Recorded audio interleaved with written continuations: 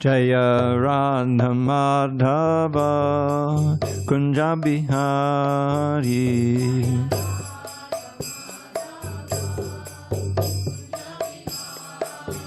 Jaya Radha Madhava Kunja Bihari.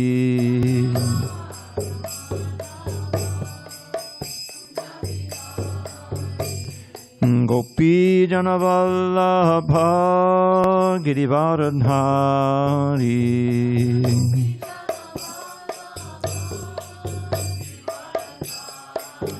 Jaya Gopi Jana Vallabha Girivardhari.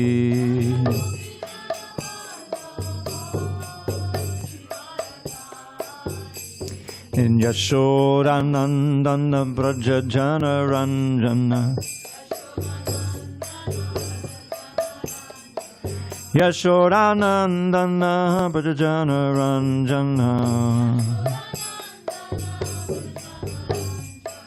Yamunatira Vanachari.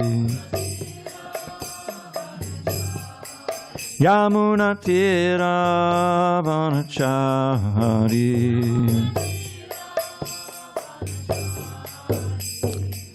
Hare Krishna, Hare Krishna, Krishna Krishna, Hare Hare, Hare Rama, Hare Rama, Rama Rama, Hare Hare.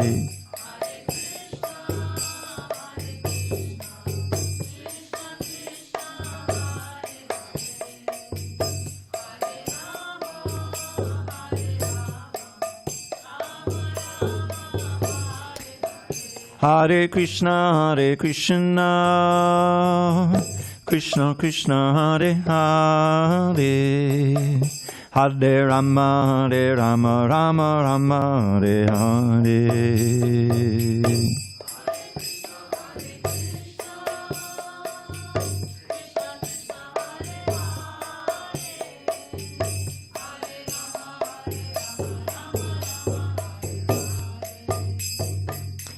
Hare Krishna, Hare Krishna, Krishna Krishna, Hare Hare, Hare Rama, Hare Rama, Rama Rama, Hare Hare.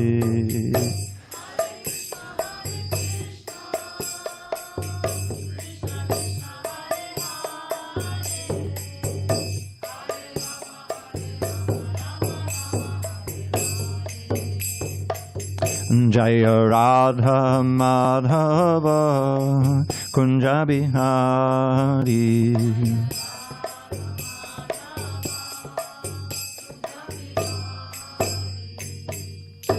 Jai Om Vishnupad Paramahansa Pravajikacharya Ashtotar to the Srimad.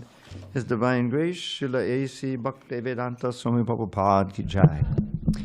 ISKCON BBT Founder Acharya Srila Prabhupada Ki Jai. Jai Om Vishnupad Paramahansa Pravajikacharya Ashtotar to the Srimad Divine Grace Srila Bhakti Siddhanta Saraswati Thakur Ki Jai. Ananda Koti Vaishnavindra Ki Jai. Namacharya Srila Haridas Thakur Ki Jai. Srimad Bhagavad Gita Ki Jai. Samaveda Bhaktivinoda Ki Jai. All glories to the assembled devotees. All glories to the assembled devotees. All glories to the assembled devotees. All glories to Shri Guru and Gauranga. Okay. Om Namo Bhagavate Vasudevaya. Om Namo Bhagavate Vasudevaya. Om Namo Bhagavate Vasudevaya.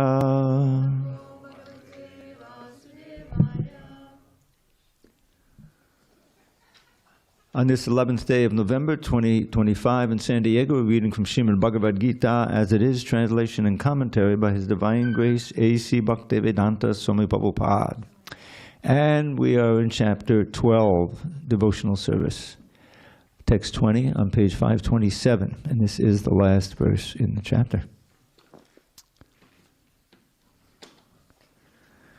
Ye tu dharmamritam idam yatoktam payupasate Shraddhana matparama bhaktas te ativa me priyaha ye tu dharmamritamidam yatoktam parayupasate Shraddhana matparama bhaktaste tiva me priyaha ye tu dharmamritamidam yatoktam parayupasate Shraddhana matparama bhaktaste tiva me priyaha ye tu dharmamritamidam yatoktam parayupasate Shraddhana matparama bhaktaste tiva me priyaha. Go ahead, Nelson. Ye tu dharmamritamidam yatoktam parayupasate Shraddhana matparama bhaktaste tiva me priyaha. No? Yes. Ye tu dharmamritamidam yatoktam parayupasate Shraddhana matparama bhaktaste tiva me priyaha. Who's next? Ye tu dharmamritamidam yatoktam parayupasate Shraddhana matparama bhaktaste tiva me priyaha. Ye tu dharmamritamidam yatoktam parayupasate Shraddhana matparama bhaktaste tiva me priyaha. Ladies. Ye tu dharmamritamidam yatoktam parayupasate Shraddhana matparama bhaktaste tiva me priyaha. Ye tu dharmamritamidam yatoktam parayupasate Shraddhana matparama bhaktaste tiva me priyaha. Ye tu dharmamritamidam yatoktam parayupasate Shraddhana matparama bhaktaste tiva me priyaha. Okay. Word by word, I'll read it, you just read along silently. Yea, those who, to, but, dharma, of religion, amritam, nectar, idam, this, yata, as uktam said, payupasate, completely engage, shraddhana, with faith, matparamaha, taking me, the Supreme Lord, as everything. Bhaktaha, devotees, te, they, ativa, very, very, may, to me, priyaha, dear. Translation, Lord Shri Krishna says to Arjuna, those who follow this imperishable path of devotional service and who completely engage themselves with faith, making me the supreme goal, are very, very dear to me. Purport. In this chapter, from verse 2 through the end, from Maya Avesha Mano Ye Mam, fixing the mind on me, to Ye tu Dharmamritamidam, this religion of eternal engagement, the Supreme Lord has explained the processes of transcendental service for approaching Him. Such processes are very dear to the Lord, and He accepts a person engaged in them. The question of who is better, one who is engaged in the path of impersonal Brahman, or one who is engaged in the personal service of the Supreme Personality of Godhead, was raised by Arjuna, and the Lord replied to him so explicitly that there is no doubt that the devotional service to the Personality of Godhead is the best of all processes of spiritual realization.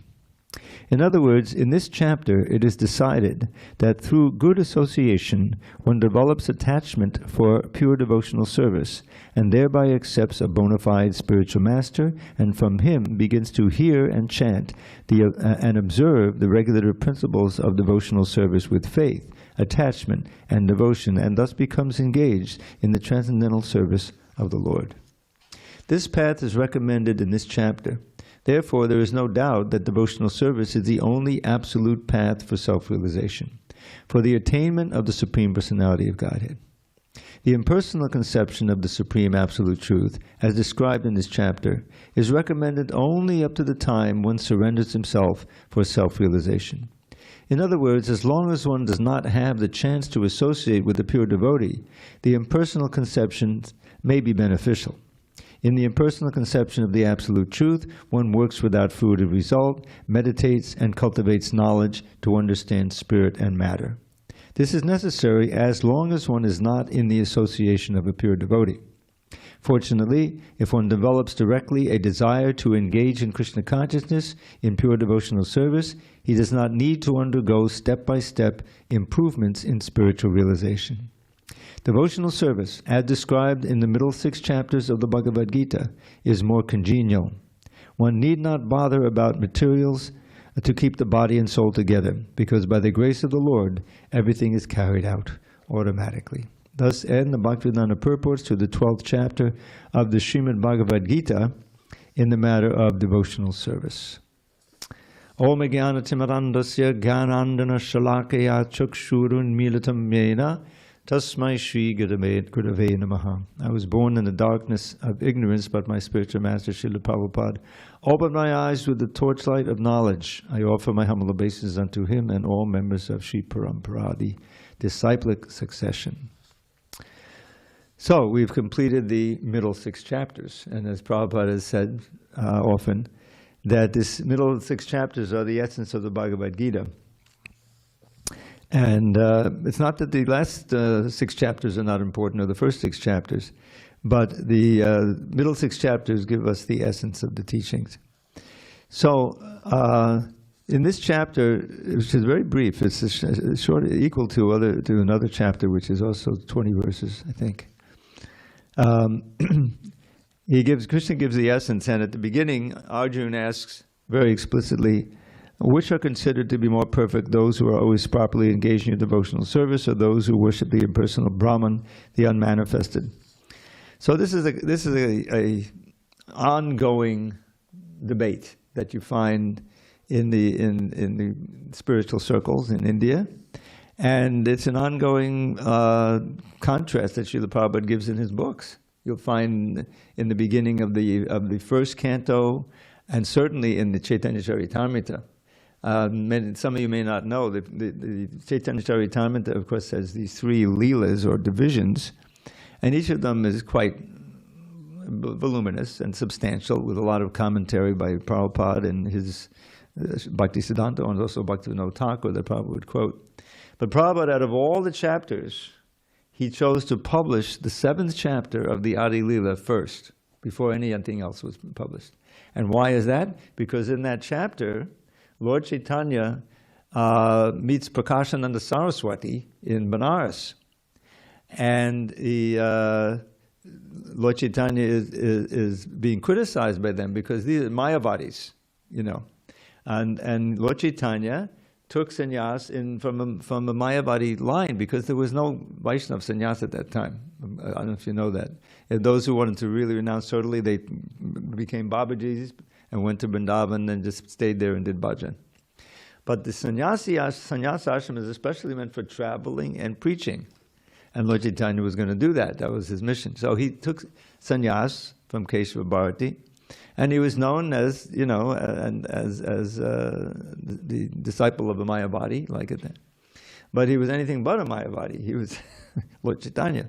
So when he went to Benares, even though at that time especially, it was filled with Maya bodies. But he would find some bhaktas. He also had some bhaktas that he had sent there before he got there. And he would go to Harinam in the street, and gradually he was getting a lot of enthusiasm because it was very ecstatic. So the Mayavadis were criticizing him. And those who were with him, I forget their names now, Murari Gupta, I think, was there, and Chandrasekhar Acharya. And it was paining them, so they asked Lord Chaitanya, can you please go and confront them with this and neutralize this, because this is unbearable for us to hear this blasphemy of you. So he decided to go. And it's very dramatic. He walked in, and he was, very impressive, he always was. He's tall and effulgent. And he had that effulgence. And this really blew them away, because he must be the Supreme Brahman, So he sat down where they washed the feet. He took a very humble position. And he said, "Oh, Maharaj, please come and sit with us. You shouldn't sit here, So anyway, what he did was, he took the role of, said, why aren't you sitting with us and reading the Vedanta Sutra? This is what we do. And this is doing this emotional chanting in the street all the time. You requested not to point the foot at Prabhupada. If you need, you can sit on a chair. That's better. So he said, well, my spiritual master. Now, sometimes devotees quote this and as if it was real, but he was saying this, but it really wasn't true. He said, my spiritual master told me I'm not learned enough to study the Vedanta Sutra. That he quoted a verse, Hare Nama, Hare Nama, Hare Nama Eva Kevalam. He's saying, he quoted the verse that his spiritual master quoted to him. And in this age of Kali, there is no other way, there is no other way, there is no other way to achieve the supreme goal of life. Go back to Godhead, but chant the holy name, chant the holy name, chant the holy name. So then, but then he said, but if you like, I can say something about the Vedanta Sutra. You see, so he proceeded to give the real import of the Vedanta Sutra, which is actually the Srimad Bhagavatam. I think this is it. And he was so convincing because he was really, he's God, he's Krishna, and he had a reputation even as a boy of being Nimai Pandit, So by the time he was through explaining that to these Mayavadis, they had been converted to bhakti. They became his disciples. And when Prakashananda Saraswati, surrendered, all of his thousands of disciples all surrendered. So suddenly there's all of these new bhaktas in Benares. But what's important is, in terms of what I was talking about, the publishing, that Bhaktisiddhanta Saraswati Thakur gave extensive commentaries on these verses, and they were discussing Mayavad a little bit, the points, and Lord Chaitanya was defeating them. But there's extensive explanation of Mayavad versus Bhakti, and as Bhakti is the supreme process. So this is what comes out here in this chapter. The first thing, Lord, what is Arjuna's first question? Which are considered to be more perfect? Those who are always properly engaged in your devotional service, or those who worship the impersonal Brahman, the unmanifested?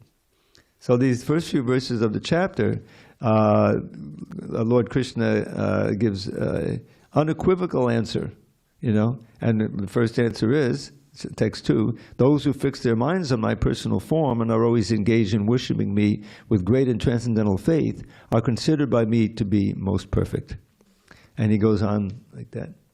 And then there's some, but those who are those who fully worship the unmanifested, that which is beyond the perception of the senses, this is the Brahman, the all-pervading, inconceivable, unchanging, fixed and immovable, the impersonal conception of the absolute truth. By controlling the various senses, being equally disposed to everyone, such persons engaged in the welfare of all at last achieve me. So in other words, it's like Prabhupada said, it's like climbing the Empire State Building, taking the stairs. I don't know if you've ever been. When I was a kid, I went up to the top. You take an elevator, it takes a while to get up there, 110 floors. And and you look out, boy, this is impressive, But imagine, walking up the stairs, that's what... That's what this is. So from the very beginning, he's giving them some, at last they come to be, just like the Prakashananda Saraswati as follows. But then the text 5 is famous. Klesho adikadatas tesham, avyakta sakta chetasam, avyakta hi gati dukam dehavat birvapite. For those whose minds are attached to the unmanifested impersonal feature of the supreme, advancement is very troublesome. To make progress in this discipline is always difficult for those who are embodied. Well, which one of us isn't embodied here? Is anyone not embodied? That's what it means to be in the material world. So it's unnatural. The point is that this whole Mayavadi idea, there's a history to it, how it came. The Buddhists had, Buddha, when he advented, and the Kali Yuga had degraded the strict Vedic culture. And the sections of the Vedas that were saying, okay, you can sacrifice a cow at this time, at this place, but you really, do it in such a way, and you say the mantras that the cow gets a new body. So it's really not the slaughter. But they were misusing that, and cow slaughter is becoming prominent. So Buddha came and he emphasized the ahimsa, but he didn't base it on the Vedas. That was the big thing. He rejected the Vedas because they were using the Vedas. So he advented and did that. But by rejecting the Vedas, then you cut yourself off from the actual knowledge. So after Buddhism became prominent in India, then you find Madhvacharya, Ramanujacharya, and they were preaching, defeating the Buddhists and preaching, Then Shankaracharya came, and to reestablish the authority of the Vedas, he preached impersonalism from the Vedas, which is very similar to Buddhism, you see? So in this way, those who were still Hindus and they wanted to, worship the Vedas, he said, yes, the real import of the Vedas is this impersonalism. And he had a commentary on the Vedanta Sutra, which was impersonalist, Shankaracharya's, the Sharirika Bhashya. So that sets up the advent of Lord Chaitanya. And of course, he came after Madhvacharya, Ramanujacharya. They had been preaching pure bhakti as the way, based on the Vedic literature, on the Bhagavad Gita, and different Puranas, and before the Bhagavatam had been appeared, and or became prominent, I guess. But anyway, it's been a fight ever since, the Mayavadis versus the Bhaktas. And Lord Chaitanya, in his advent, he was converting them by mass, and not only Prakashananda Saraswati, but Sarvabhauma Bhattacharya also was a very prominent impersonalist, and became a follower of Lord Chaitanya. And Prakashananda, when he surrendered to Lord Chaitanya, and so did his thousands of disciples. This is the way it was then, because they were following Prakashananda. So therefore, this little section here is very telling, because right in the middle of the Bhagavad Gita, Vyasadeva feels it important to defeat this idea that the impersonal realization is the supreme. And we can see, this verse that comes up all the time in the Srimad Bhagavatam, that by practicing Mayavad, you may rise up to Brahman, by severe austerities, which are difficult to perform. But it's not a secure position, because it's unnatural. There's no Krishna, there's no Bhakti. You're not there as a person, you're just as a conscious entity with no senses, no activities, So it's artificial, because we are persons as much as Krishna is a person. We are meant to be reinstated in that dynamic, ever-fresh, ever-new relationship with God, personal relationship of loving exchange, bhakti rasa, which is completely absent from Mayavad.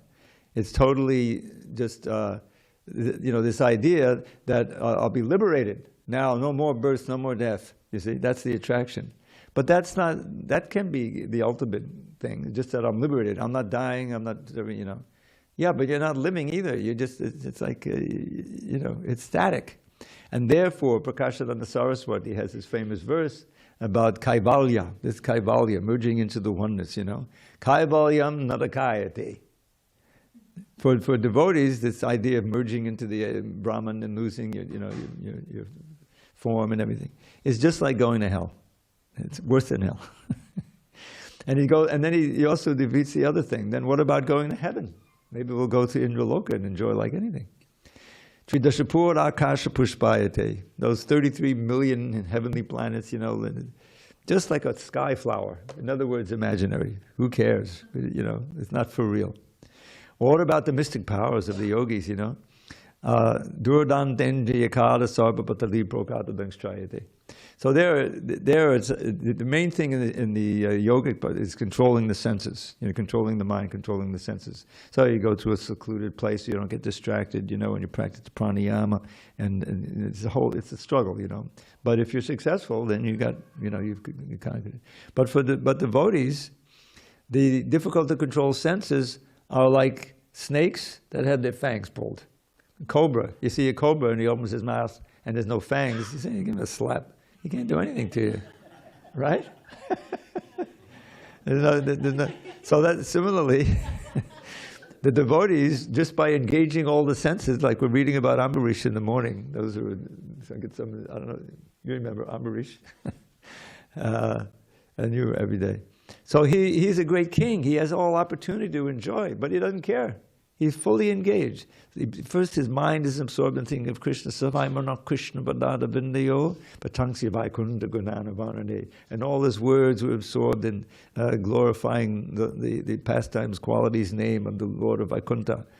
And, his hands were engaged in cleaning the temple. Every sense is mentioned and how it's linked up. So he's a king, but he's completely aloof to the whole kingly, the harems and everything. He's not involved. He doesn't care. It's not an attraction, and that's a very important point. Because what is it that keeps us coming back? If you want liberation, become a devotee, because then you'll get free from the attachments that are inherent in your subtle body. When you leave the body, they're all there. Your unfulfilled desires will bring you back and back and back and back. So the devotional service, to practice properly, includes mukti. There's that wonderful verse by Bilvamangal Thakur near the end of his Krishna Karanamrita. It's about this. Probably would quote it. It's a famous verse. Bhaktis tvahiste datada bhagavan yadisad. He's addressing the Lord directly, you see. Even though he's blind, he blinded himself, and that's a whole story I won't get into. But he can't see physically, but he sees spiritually. He's always seeing Krishna within his spiritual vision. So that's why it's bhaktis tvahi, unto you, my Lord. If someone is practicing bhakti, stiratada, very firm and sincere. Bhagavan, or Bhagavan, yadisat, then what's the result? Bhaktis tvahi stiratada Bhagavan yadisat, daivena nakpalati divyakishora murti. Then one preliminary result is he gets a vision of your eternal divine adolescent form. You see? Not mukti. He doesn't mukti. Now the third line deals with mukti. Mukti swayam, he personalizes mukti. Mukti swayam mukulitanjali sevata. He's got the anjali. How can I serve you? In other words, you naturally get mukti as a byproduct. It's a byproduct of bhakti. That's not your ardent desire. When am I going to get mukti? No, when am I going to get bhakti? That's the whole idea. You have to be, really determined and greedy for it. There has to be greed, The bhakti, so mukti swaya mukalitanjali sevita. He's waiting at the door. How can I serve you? And as for dharma artha kama kadaya samaya pratiksha, and about the other three of the Vedic goals, dharma, artha, and kama, whatever I need of them, they're also waiting to serve me. In other words, dharma has to be there. There has to be some food. So that's all waiting. I don't have to worry about that. So who needs, mukti separately? You just become a sincere bhakta, and you'll be liberated naturally. That's an important thing. That will come naturally. So anyway, and this klesho degadatas, those who are embodied, everybody, it's to try to be attached to the impersonal, invisible, unmanifest. This brings a lot of klesha. Who knows what klesha means? Raise your hand. Klesha. Pain, suffering. Adhikatadas, very much pain. For those who are embodied, everybody. So that's the end of that. We're not going to be attached to the impersonal. Okay. Then he goes on 6 and 7. Oh, you have a question? Where is that? You always have a question, but you never have a mic. Where are those mics? There's one there and one there. Pick it up and just keep it with you because you always have something. So in the fourth section, the part here about equally disposed to everybody, I mean, if I understand that correctly, does that just mean you have... Now, what verse is that? In verse 4. Okay. And so does that just mean essentially we have no best friend, we have no enemies, we have... I mean, well, you're not supposed to have an enemy. They may see you as an enemy, but you shouldn't see them as an enemy. You understand? Equally disposed to everyone. This is kind of samak sarveshu bhuteshu madbhating labhate pradhan. Vidya vinaya sampanne, this comes up in the 5th chapter. Vidya vinaya sampanne brahmane gabrihastini shuni chaiva sabhakecha pandita samadarshana. Here's a real pundit, a learned soul. Vidya vinaya sampanne means a learned Brahman. Vinaya sampanne, brahmane, gavi hastini, or a cow, or an elephant. Suni, a dog, Suni Chaiva Sapakecha, or a dog eater, Pandita Samadarshana, a real learned devotee, sees them all equally, in the sense that he sees the soul in all. That these are all devotional, these are all living entities. And each one has a way that you can give them a little Krishna consciousness. For the dogs, you give them a little prasadam, and Hare Krishna, prasadam. And you try the best you can. And all others also, you can like the learned Brahman, you respect it. If you're really a Brahman, you got to be a Vaishnava, So anyway, that's one of the features of a devotee. He sees the soul in all, and therefore he sees that ultimately all are equal, and that's a Samadarshana. And equally disposed to everyone, such person engaged in the welfare of all at last achieve me. So this welfare of all, sometimes you find, I remember back in the early days when I joined, was this devotee who became very famous named Sariputta, who's high, first-class mathematician, PhD level. So he came to the temple in Brooklyn and said, oh, he's good with figures. So they put him up in the office to count the current, the scores, a little below his quality. But anyway, later I learned how he became a devotee. He was living in northern New York State. I think he was attending a university up there, and everything. And there was a flood. And so he volunteered to go and put those, water blockers, I forget what they put, Sandbags. Sandbags. He did some work like that, which was, out of his, but everyone was pitching in. And shortly after that, he was in a bookstore and he saw Prabhupada's Bhagavad Gita. And he had become open to it, because of just doing charity like that, of giving to others. It was something not completely new for him, but to the extent that it was, And so he became interested in that book, and he saw at the back of the address list, which included the Brooklyn Temple. And so he made his way down to Brooklyn and visited there. I don't think he joined at that point, but he became interested, got more books, and that's how he became a devotee. So that's what he's talking about here. Those whose minds are, let's see. What is it? Equally disposed to all, engaged in the welfare of all, at last achieve me. So these are some of the qualities, if that one can come to. And then, then comes 5, the one I mentioned, how it's very difficult to advance if you're attached to the unmanifested impersonal. And then he starts giving a list of verses by how one can become dear to him. It doesn't start at 6 and 7, but after that, soon he starts giving a list of all of the ways in which one can become dear to him. So the title of the chapter is Bhakti Yoga. So whatever he's speaking about is coming back to giving the importance of Bhakti Yoga. And one of the things that I remember from this chapter when I first read it is that it's like, if you can't do this, do this. In other words, right? He said, if you cannot fix your mind upon me, just fix your mind upon me. It's text 8. The Supreme Personality of Godhead, engage all your intelligence in me, thus you will live in me always without a doubt. So that's the ultimate thing. Just always think of me. O Arjun, if you can't fix your mind upon me without deviation, then follow the regular principles of Bhakti Yoga. In this way, develop a desire to attain me. So this is where most of us are at.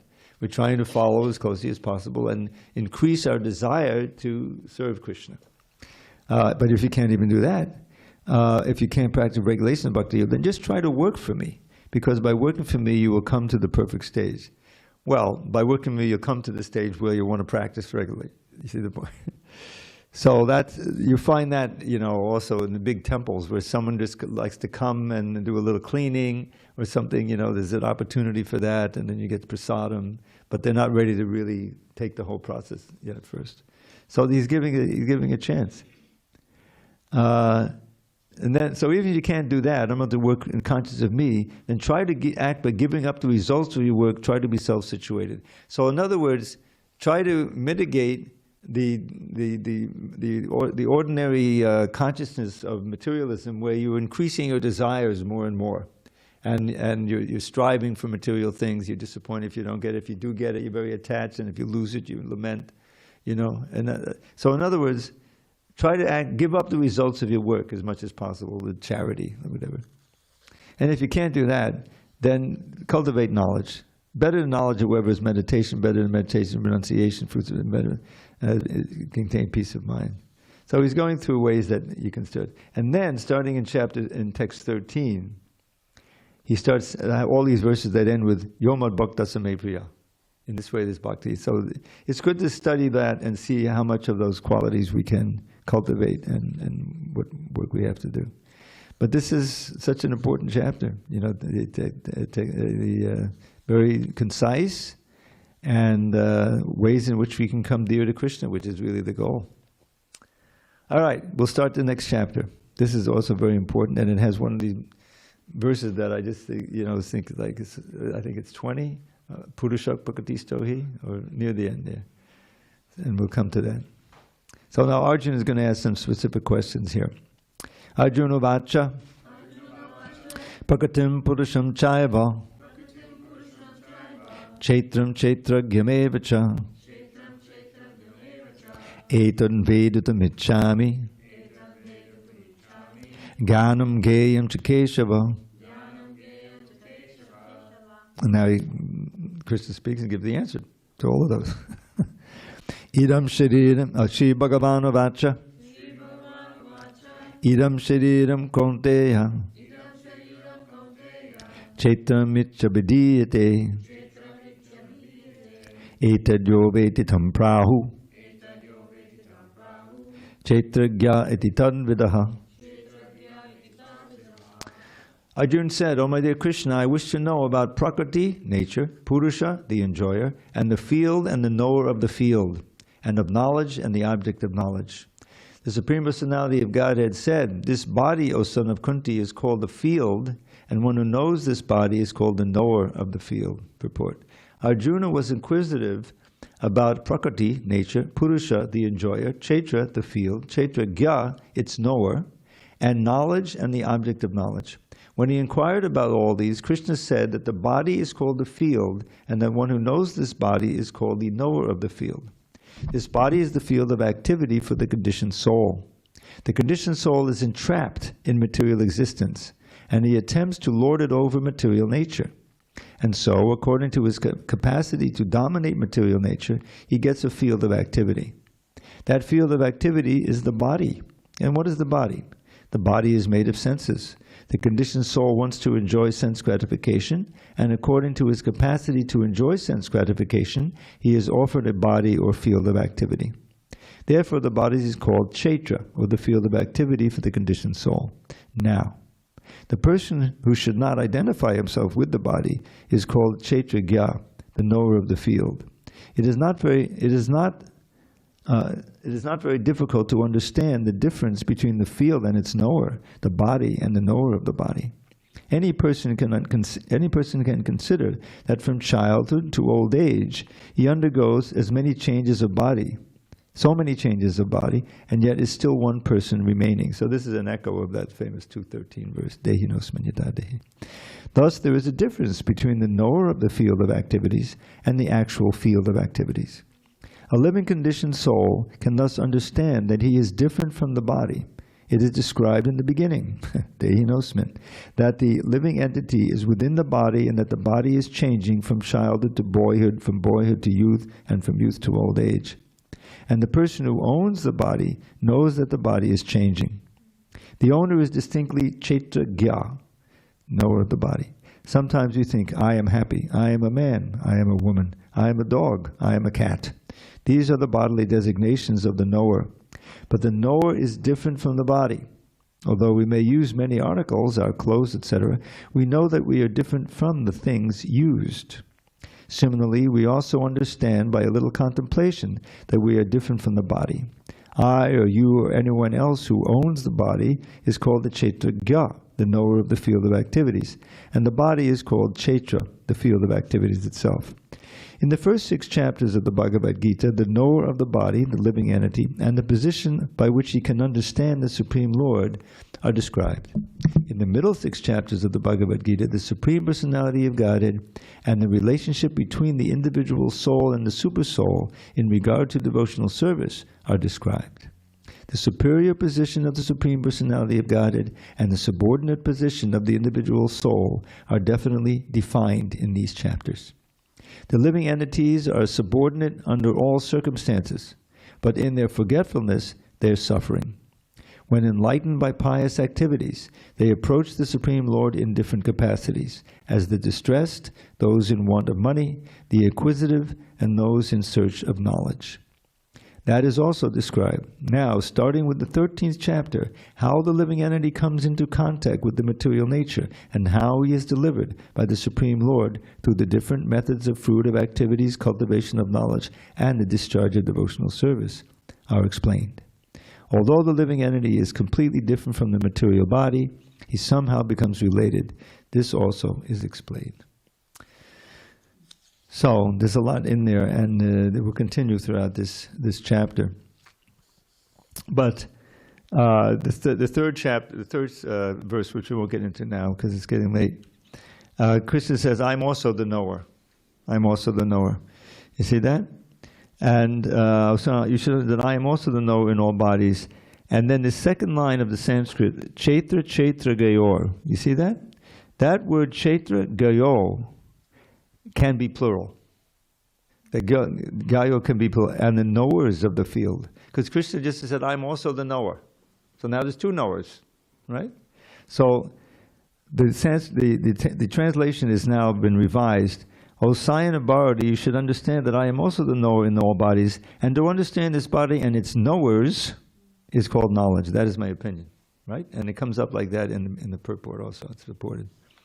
Because after all, we have to know the soul and the super soul, and the relationship. And that's the knowers. So that's going to be coming up. Okay, if there's no discussion, let's see. How far did we get? Did we read the purport to 1 and 2? Okay, so let's see. Well, okay, we'll start. We may read this one again tomorrow. Text 3. Chaitra chapi mam vidhi sarva chaitreshu bharata chaitra chaitra gayor jnanam yatta jnanam matang mama. Now, those who don't know what a scion is, which comes up again, scion is a descendant. So just let it. Oh, scion of Bharat, you should understand that I am also the knower in all bodies, and to understand this body and its knowers is called knowledge. That is my opinion. Excuse me. Purport. While discussing the subject of the body and the knower of the body, the soul and the supersoul, we shall find 3 different topics of study: the Lord, the living entity, and matter. In every field of activities, in every body, there are 2 souls, the individual soul and the supersoul. Because the supersoul is the plenary expansion of the Supreme Personality of Godhead, Krishna. Krishna says, I am also the knower, but I am not the individual knower of the body, I am the super knower. I am present in every body as the Paramatma, or supersoul. One who studies the subject matter of the field of activity and the knowers of the field very minutely in terms of this Bhagavad Gita can attain to knowledge. The Lord says, I am the knower of the field of activities in every individual body. Close quote. The individual may be the knower of his own body, but he is not in knowledge of other bodies. The Supreme Personality of Godhead, who is present as the Supersoul in all bodies, knows everything about all bodies. He knows all the different bodies of all the various species of life. A citizen may know everything about his patch of land, but the king knows not only his palace, but all the properties possessed by the individual citizens. Similarly, one may be the proprietor of the body individually, but the Supreme Lord is the proprietor of all bodies. The king is the original proprietor of the kingdom, and the citizen is the secondary proprietor. Similarly, the Supreme Lord is the supreme proprietor of all bodies.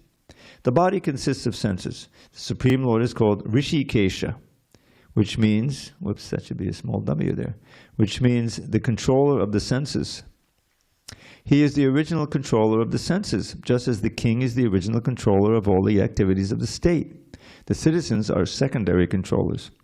The Lord says, I am also the knower. This means that he is the super knower. The individual soul knows only the particular body, his particular body. In the Mahabharata, Shanti Parva 339.6, it is stated as follows, Chaitani hi sharirani bijam chapi shubhashubhe tani veti sayogatma tatak chaitra gauchite. This body is called the Chaitra, and within it dwells the owner of the body, and the Supreme Lord, who knows both the body and the owner of the body. Therefore, he is called the knower of all fields. The distinction between the field of activities, the knower of activities, and the supreme knower of activities is described as follows. Perfect knowledge of the constitution of the body, the constitution of the individual soul, and the constitution of the supersoul is known in terms of Vedic literature as jnana. Excuse me.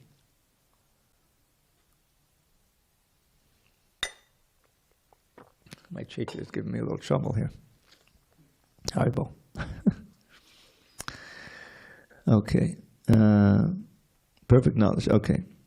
That is the opinion of Krishna. To understand both the soul and the supersoul as one, yet distinct, is knowledge. One who does not understand the field of activity and the knowers of activity is not in perfect knowledge. One has to understand the position of the Prakriti, nature, Purusha, the enjoyer of nature, and Ishvara, the knower who dominates or controls nature and the individual soul. One should not confuse the three in their different capacities. One should not confuse the painter, the painting, and the easel. This material world, which is the field of activities, is nature, and the enjoyer of nature is the living entity, and above them both is the supreme controller, the personality of Godhead. It is stated in the Vedic language in the Shvetashvara Upanishad 112, Bhokta bhogyam preritaram cha mutva sarvam proktam tribadham brahman etat. There are three Brahman conceptions. Prakriti is Brahman as the field of activities, and the Jiva, the individual soul, is also Brahman and is trying to control material nature. And the controller of both of them is also Brahman, but he is the factual controller. In this chapter, it will also be explained that out of the two knowers, one is fallible and the other is infallible. One is superior and the other is subordinate. One who understands the two knowers of the field to be one and the same contradicts the Supreme Personality of Godhead, who states here very clearly, I am also the knower of the field of activity. One who misunderstands a rope to be a serpent is not in knowledge.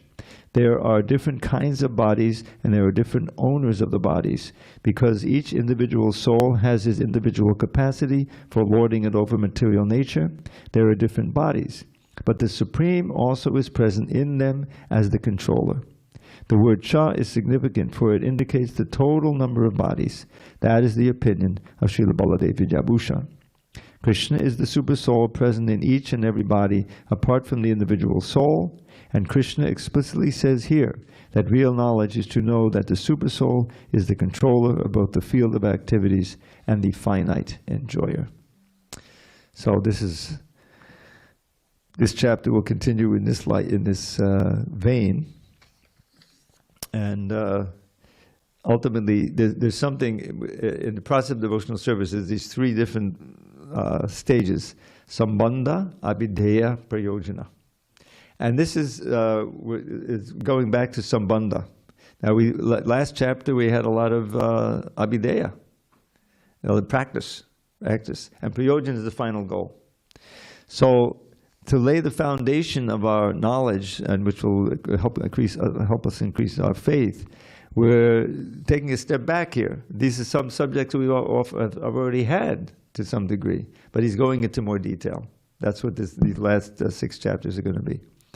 And he comes, I can't resist to do this one verse that just characterizes everything.